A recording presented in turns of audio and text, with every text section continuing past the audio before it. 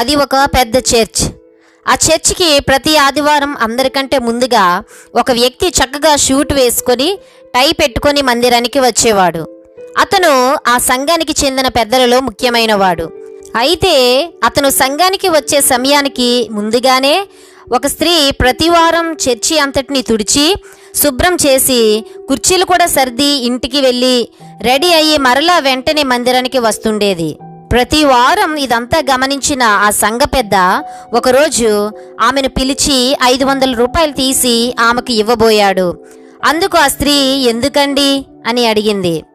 దానికి ఆ సంఘ పెద్ద, అమ్మా, మేము పలుకుబడి హోదా ఉద్యోగాలు ఉన్నవాళ్ళం.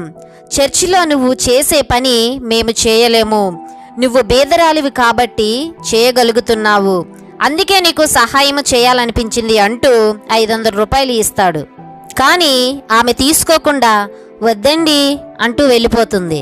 మరి ఒక ఆదివారం నాడు ఆ సంఘ పెద్ద మందిరాన్ని శుభ్రపరుస్తున్న స్త్రీ యొద్దకు వచ్చి, అమ్మా, ఈరోజు చర్చిని శుభ్రపరచడం లేట్ అయింది.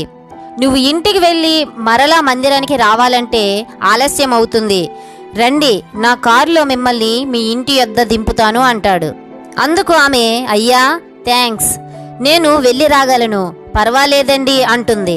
అందుకు ఆ సంఘ పెద్ద కోప్పడుతూ, ఎందుకమ్మా, 10 లక్షల రూపాయల కారుంది నాకు, 5 నిమిషాల్లో మీ ఇంటి యొద్ద దింపుతాను అంటాడు. అందుకు ఆమె, లేదండి, నాకు కారుంది అంటూ డ్రైవర్ని పిలుస్తుంది. వెంటనే బెంజ్ కారులో ఒక డ్రైవర్ వచ్చి ఆమెకు నమస్కరించి, రండి మేడం అంటూ కార్ డోర్ తీసి పట్టుకొని నిలబడతాడు.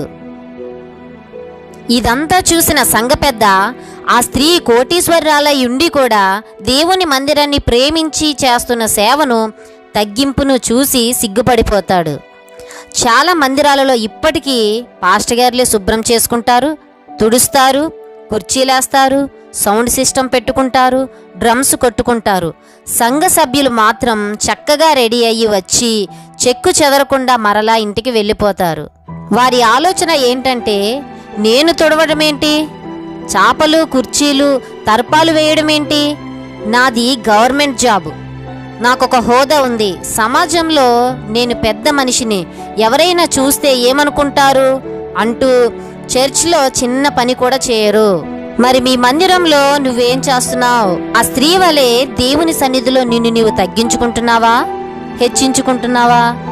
చర్చిలో దేవుని పని చేయడానికి సిగ్గుపడుతున్నావా? దేవుని మందిరంలో నువ్వేం చేస్తున్నావు? లూకాసు వార్త 18వ అధ్యాయము 14వ వచనం. తన్ను తాను హెచ్చించుకునివాడు తగ్గింపబడననియు, తన్ను తాను తగ్గించుకునివాడు హెచ్చింపబడననియు చెప్పెను.